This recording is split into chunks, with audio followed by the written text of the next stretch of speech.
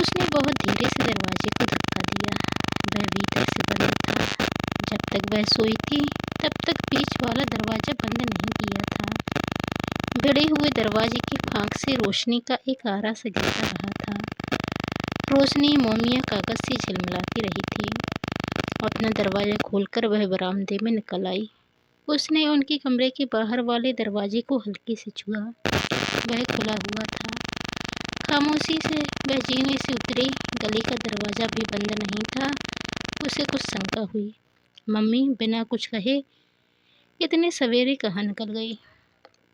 Mummy के पास काम भी बहुत था। 11 साढ़े 11 बजे वह खुद सोई थी। जीने से वह फिर ऊपर बरामदे में आ गई। आहिस्ता से उसने उनके कमरे का दरवाज़ा खोला। नीचे कालीन पर रजिस्टर बिखरे हुए थे। लाल नीली पेंसिलें पड़ी हुई थीं। कार्बन का डिब्बा पड़ा था। नीली और लाल दवातें और होल्डर रखे थे।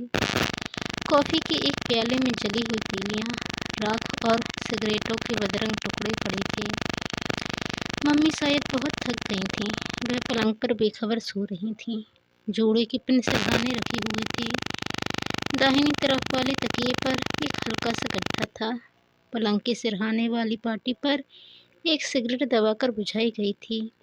टुकड़ा नीचे पड़ा था। उनके चेहरे पर बेहद मासूमियत थी। उतना ही धुला धुला सा चेहरा था जितना सुबह उठकर मुँह धोने के बाद निखर आया करता था। साथ साथ चाय पीते वक्त वह अक्सर बहुत लगाव से उनके चेहरे को देखा करती थी। उसमें धुले हुए कमल की ताजगी उभर आई करती थी मम्मी के चेहरे पर। पता नहीं ऐसा क्या था मम्मी के चेहरे में कि वह डूबी डूबी सी देखती रह जाती थी। मैं चुपचाप उनके कमरे से निकल आई थी। अपने कमरे में आकर उनके जागने का इंतज़ार करती रही थी। कुछ ही देर बाद उनके कमरे में कुछ आहट हुई थी और उसे लगा कि मम्मी ने बरामदे वाले दरवाजे की चटकनी बहुत आहिस्ता से बंद की थी और उतने ही धीमे से बीच वाले दरवाजे की चटकनी खोली थी। चटकनी खोलने के बाद वह एकदम उसके कमरे में नहीं आई थी। कुछ क्षणों तक चुपचाप वहीं खड़ी रहीं। फिर उन्होंने हल्के से आवाज़ दी थी। सुमी जाग गई और वे कमरे से होती हुई बाथरूम की तरफ चली गई थीं। उनके साथ ही कमरे में एक ठंडा सा झोंका आया था। शीतल सी गंध फैल गई, जैसे वह बिस्तर से नहीं गूसल खाने से नहाकर निकली हों। जब तक वह बाथरूम से आई, सुमी ने चाय तैयार कर ली थी। वह रोज़ की तरह ही चाय पीने के लिए बैठी थीं। साड़ी उन्होंने ज़रूर कंधों से कोहनियों तक लपेट रखी थी। सलवटें बहुत ज़्यादा ही थीं। साड़ी के नीचे उनकी भरी भरी संगमरमरी बाहें झिलमिला रही थीं। आँखों में अथाह गहराइयाँ थीं। उनके बैठने में भी रोज़ जैसा फैलाव न था, शालीन तनाव था। शायद मुझे 2 रोज़ के लिए जाना पड़े। ग्रांट बाकी पड़ी है। साल ख़त्म होने से पहले साइंटिफिक इन्वेस्टमेंट खरीदने हैं, मम्मी ने नहायत आसानी से कहा था। मैं बनी रहूँगी, आप हो आइएगा। सुमी ने दूसरा प्याला बनाकर उनके सामने रख दिया था। किसी दाई को कह दूँगी, वह यहाँ सो जाया करेगी। 2 दिन की बात है, उन्होंने कहा। तो सुमी ने उतनी ही आसानी से स्वीकार कर लिया जैसा आप ठीक समझें। दिन को तो कोई दिक्कत है नहीं, ऑफिस से आने में ही 6 बज जाते हैं। इस मामले में यह घर बहुत सेफ है, उन्होंने कहा। तो सुमी ने उत्साह से जोड़ दिया, यह तो सही है, डर बिल्कुल नहीं लगता। और वे दोनों अपने अपने काम पर जाने के लिए तैयार होने लगी थीं। अपने कपड़े निकालते हुए वह देख रही थीं कि मम्मी कुछ उलझन में है। बार बार वह ब्लाउजों को निकाल कर देख रही थीं। आखिर उन्होंने बाहें वाला एक ब्लाउज निकाल लिया था। उनके पास वह शायद इकलौता था। उसके साथ ही कोई साड़ी भी नहीं थी। वह हमेशा स्लीवलेस ही पहनती थी। जैसे तैसे उन्होंने कंट्रास्ट बना लिया था। उसे बहुत अटपटा सा लगा। मम्मी की खुली हुई बाहें सचमुच बहुत खूबसूरत और सुडौल लगती थीं। कभी कभी तो उसे स्वयं उनकी बाहों से ईर्ष्या होती थी। फिर वह ड्रेसिंग टेबल पर चली गई और उसने देखा था कि वह एक सिमत में बैठकर बाहों की पिछली और एक निशान पर बेसक्रीम लगा रही थी। शायद बाहें पर कोई नील था और उन्होंने बाहों वाला ब्लाउज पहन लिया था। क्षण के लिए सुमी को वह कुछ ज़्यादा उम्र की दिखाई दी थी, पर वह टूटना नहीं चाहती थी। तैयार होकर वह बस के आने का इंतज़ार करने लगी थी। कॉलेज की बस में स्टाफ के लोग भी जाया करते थे। वह बारजे पर कुछ इस तरह खड़ी इंतज़ार कर रही थी जैसे स्कूली बच्चे करते हैं। सुमी वह सब देखती रही। वह जब छोटी थी तब भी उसे अपनी मम्मी बहुत सुंदर लगती थी। उनके सुडौल हाथ पैर, तरासे हुए नक्श और ताजगी, उनमें ऐसी ताजगी थी जो उम्र के साथ खिलती आई थी। उसकी किसी मित्र ने उन्हें देखकर माँ नहीं समझा था, ज़्यादा से ज़्यादा बड़ी बहन ही माना था। उनका रख रखाव भी ऐसा था कि अपने तक को उन्होंने बिगड़ने नहीं दिया था। उसमें वही लोच और नमी थी जो सुमी को अपने में लगती थी। उनके तन में ऐसी अछूती गंध फूटती थी जो सबको अपनी तरफ खींचती थी। महीने में एक बार तो उनका तन इतना तेज महकता था कि सुमी बार बार किसी न किसी बहाने से उनके कंधों पर अपना सिर रख देती थी। तब जैसे गंध का एक झरना बहने लगता, 2 कमरों का घर उस घाटी सा गमकने लगता था जिसमें कस्तूरी मृग आ गया हो। फिर 2-3 दिनों बाद वह गंध धीरे धीरे डूबने लगती थी। बस आई और मम्मी चली गई। सुमी उन्हें जाते हुए देखती रही। बस में स्टाफ के लोग थे और कॉलेज की कुछ लड़कियां भी। उनके जाते ही वह अकेली रह गई थी।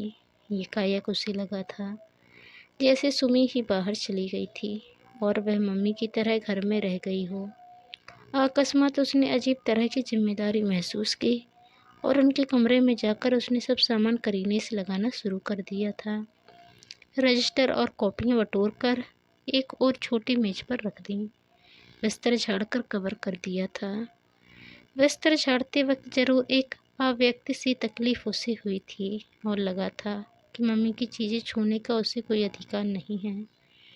फिर कमरे में खड़े खड़े फ्रेम में वह तस्वीर देखती रही थी जिसमें पापा और मम्मी के साथ नन्ही सी वह बैठी हुई है।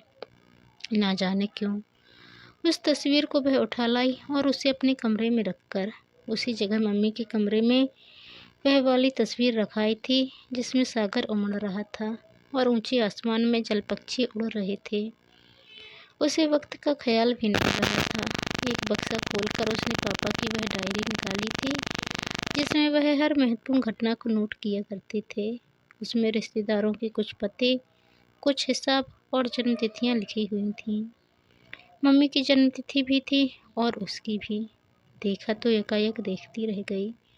मम्मी कुल 19 वर्ष बड़ी हैं, 20 की वह और 39 की मम्मी। मम्मी का जन्मदिन तब से मनाया ही नहीं गया। सचमुच मम्मी को कितना सूना लगता होगा। 8 बरस निकल गए, पर लगता है पापा जैसे अभी अभी उठकर चले गए हों। उनके मरने की बात अब बहुत पुरानी सी लगती है, एक बीती हुई बात की तरह। लोग ठहर जाते हैं पर कुछ बातें हैं जो बीत जाती हैं। पापा की बातें तो जैसे बीत गई हैं, पर वह खुद अभी तक रुके हुए हैं। लेकिन अब कुछ कुछ ऐसा लगता है जैसे पापा डगमगा गए हों और चुपचाप घर चले जाना चाहते हों, जैसे वह अपनी गलती महसूस कर रहे हों। यूं चुपचाप 8 बरस तक खामोश बैठे रहकर उन्होंने अच्छा नहीं किया। वह आहिस्ता से पापा को उठाकर अपने कमरे में ले आई। बहुत देर वह चुपचाप बैठी रही और उन्हें ताकती रही। वह खामोश थे, उन्होंने कुछ नहीं कहा। शाम को मम्मी पहले लौट आती हैं। वह वापस आई तो उन्होंने चाय बना ली थी। घर आकर मम्मी ने साड़ी तो बदली थी पर ब्लाउज नहीं। मन में आया था कि पूछ ले, पर लगा था कि ब्लाउज न बदलने वाली बात पूछने का अधिकार सिर्फ पापा को है। पर वह खामोश बैठे हुए थे। मम्मी, तुम कहीं घूम आया करो, तुमने तो अपने को एकदम बांध लिया है, इतना काम करती हो, सुमी बोली। तो अपनी ही आवाज़ बहुत बूढ़ी सी लगी। मम्मी ने उसे गौर से ताका था। सचमुच उसका वह मतलब नहीं था। अपनी बात को सहज बनाने के लिए उसने आगे जोड़ दिया था, तुम्हारे साथ साथ मैं भी निकल चला करूँगी, कभी कभी मन बहुत उठता है। मम्मी के होंठों पर हल्की सी मुस्कुराहट आ गई थी। चल आज पिक्चर देखाएं, वहीं कुछ खा पी लेंगे, मम्मी ने कहा था। उसने प्रस्ताव मंजूर कर लिया था। मम्मी फिर साड़ी के चुनाव में उलझ गई तो उसने अपनी साड़ी उनके सामने रख दी। यह पहन लो मम्मी, बहुत अच्छी लगेगी। एक क्षण के संकोच के बाद उन्होंने सुमी की साड़ी बांध ली थी और तितली की तरह तैयार हो गई थी। घर से निकलते वक्त सुमी ने बत्तियां बुझाई और ताला लगाया था। जीने उतरते वक्त मम्मी ने धीरे से कहा था, शायद बिजली का बिल अभी तक पड़ा हुआ है, मैं कल जमा करवा दूंगी। और फिर धीरे धीरे उसने सब हिसाब किताब संभाल लिया था।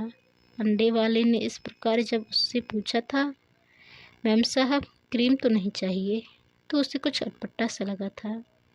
घर खर्च की सारी पर्चियां, बिल और कैश मेमो उसके कमरे में जमा हो गए थे। धोबी का किताब उसकी अलमारी में आ गई थी। दूध वाली की पर्ची उसके पर्स में पहुंच गई थी। उसकी 4 साड़ियाँ और ब्लाउज मम्मी के कपड़ों में जा मिले थे। वह हर सुबह मम्मी के तैयार होने की राह देखती। उन्हें जो चप्पल पहननी होती पहन लेती। उसके बाद वह कोई भी नई चप्पल पहनकर चली जाती। वह खुद जिद करके भी मम्मी को पहनाती थी। उसने ज़बरदस्ती उनका शॉल उतरवा कर गार्डिगन पहना दिया था। यह क्या तमाशा करती है सुमी, तू क्या पहनेगी बता? मम्मी ने प्यार से झड़कते हुए कहा था। मेरे पास कोट है। वह पुरानी? इतनी जल्दी कपड़े पुराने नहीं होते। कल ड्राई क्लीन करवा लिया था, एकदम नया निकल आया है, वह बोली थी। पुरखिन हो गई है, मम्मी ने प्यार से कहा था। और शाम को जब वह लौटी तो मम्मी के कमरे में फिर रजिस्टर और कॉपियाँ फैली थीं। ट्रे में चाय के खाली बर्तन पड़े थे। लाल नीली दवातें थीं, पेंसिलें थीं और एक प्लेट में सिगरेट के टुकड़े, राख और तीलियाँ थीं। मम्मी बारजी पर झुकी हुई कुछ दूर देख रही थीं, शायद कुछ ऐसा जो सड़क की भीड़ में उन्हें कतई अलग दिखाई दे रहा था। सुमी का आना उन्हें पता चला। कुछ क्षणों के बाद बारजी में ही वह कुछ सोचती सी खड़ी हो गई थीं। मम्मी चाय पी ली? उसने पुकारा तो वह कुछ चौंक सी गई। मुझे पता ही नहीं चला तू कब आ गई। चाय भी बना ली और मैं ज़रा थक गई थी। आजकल कॉलेज में काम बहुत बढ़ गया है। एक भी घंटा फ्री नहीं मिलता। डेमॉन्स्ट्रेटर भी छुट्टी पर हैं। तमाम टूटी फूटी बातें कहती हुई वह सुमी के कमरे में आ गई थीं। उनके माथे पर लाल स्याही से एक गोल बिंदी बनी हुई थी। स्याही की किनारियां सूखकर गोटे की लकीर की तरह झिलमिला रही थीं। मम्मी उतनी ही सुंदर लग रही थीं, पर वह बिंदी उसे खल रही थी। शायद मम्मी को कुछ उलझन होने लगे या वह बर्दाश्त न कर पाए। मुझे आज बहुत काम करना है, सुमी ने धीरे से कहा था। कुछ मैं करवा दूं? मम्मी ने सहारा पकड़ा था। हमारे यहाँ एक और एक्सचेंज खुल रहा है, कोर्ट मैसेजेस के लिए। उसकी क्लासेस शुरू हुई हैं, उन्हें लेसन्स को दोहराना है। सुमी ने जब सब समझा दिया था। तो तुम अपना काम कर, खाना मैं बना लेती हूँ। सूप बना लो मम्मी, ज़्यादा भूख भी नहीं है। स्लाइसेस तल लेंगे, बस हो जाएगा। अच्छा कहकर वह उठ गई थीं। फिर खामोशी छा गई थी। दोनों कमरे तो अलग अलग दुनियाओं में बदल गए थे। उसके कमरे में पापा अब भी रुके हुए थे। मम्मी शायद उनसे कुछ बात करना चाहती थी। शायद उन्हें लग रहा था कि पापा की तरफ से अब सुमी ही बात कर सकती है। पर सुमी को लगा कि यहाँ से निकलकर अगर चल दें तो पापा भी नहीं रुक पाएंगे। वह उसके साथ पीछे पीछे चले आएंगे चुपचाप। अपने कमरे में जाकर मम्मी ने पुराने कागजों और सामान को उलटना पलटना शुरू कर दिया था। उन्हीं में पापा के कुछ पुराने खत निकल आए थे। कुछ देर बाद उसने मम्मी को बाथरूम की तरफ जाते देखा। लौटकर वह आई तो मुँह धुला हुआ था, बिंदी मिटी हुई थी, चेहरा बहुत ताज़ा ताज़ा लग रहा था। सुमी जरा बड़ी वाली अलमारी खिसकाना है, उसके पीछे कुछ कागज़ गिर गए हैं, आ तो जरा, मम्मी ने कहा तो वह उठकर गई थी। अलमारी खिसकाई तो कागज़ों का एक अंबार लुढ़क पड़ा और वह छड़ी भी जो पापा ने पहाड़ पर खरीदी थी। एक बार उनके पैर में मोच आ गई थी। धूल का एक बगुला गिरे हुए कागज़ों से उठा था और मम्मी बेतरह खांसने लगी थी। तुमने अपने कमरे में क्या क्या जमा कर रखा है मम्मी?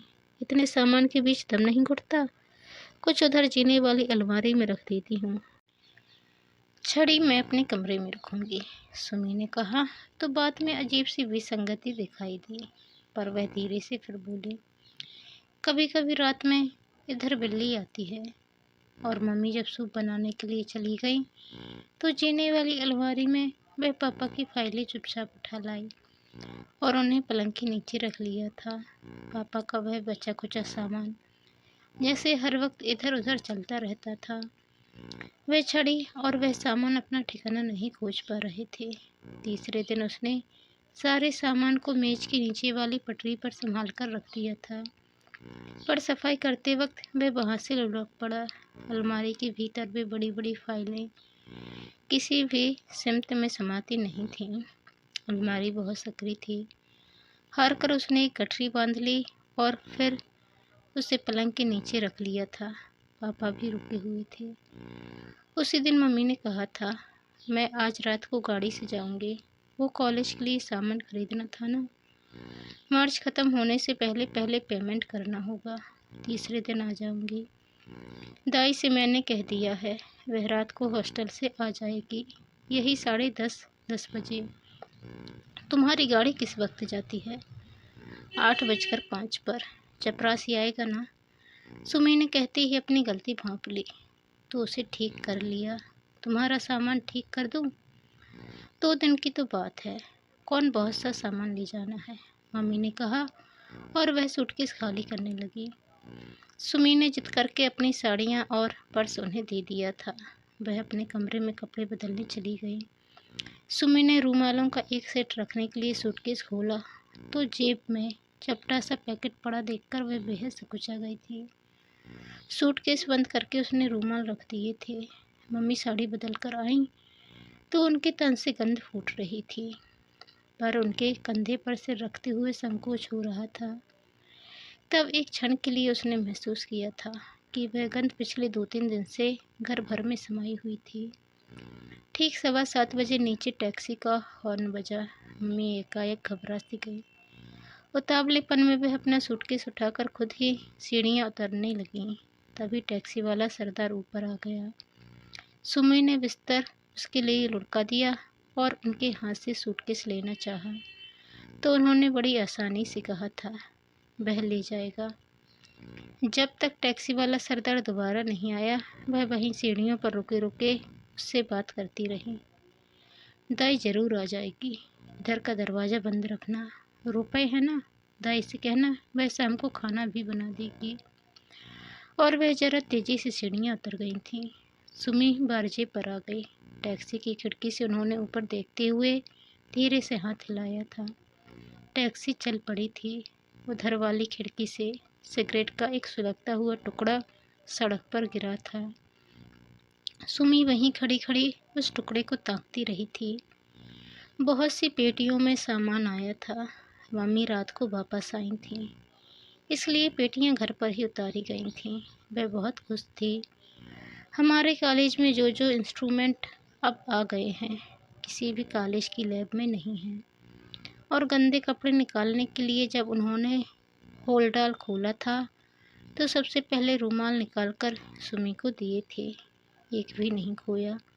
5 ये रहे, एक पर्स में है, ठीक है ना? मलकुचे रूमालों में उड़ा उड़ा सेंट महक रहा था। एक साड़ी के साथ ऊनी मोजा झांक आया तो मम्मी ने वह साड़ी होल्डाल की जेब में दबाते हुए कहा, फिर निकाल लेंगे जब धोबी आएगा, और उसे लपेटकर पलंग के नीचे सरका दिया था। उन दिनों के बीच पानी का एक रेला आ गया था। वे सिर्फ किनारों की तरफ समांतर खड़ी रह गई थीं और कभी कभी मम्मी उसे देखकर ऐसे घबरा उठती थीं जैसे पापा आ गए हों, और वह मम्मी को देखकर ऐसे अकला उठती थी जैसे पापा चले गए हों। पर पापा थे ना, कि आते थे न जाते थे, वह सिर्फ रुके हुए थे।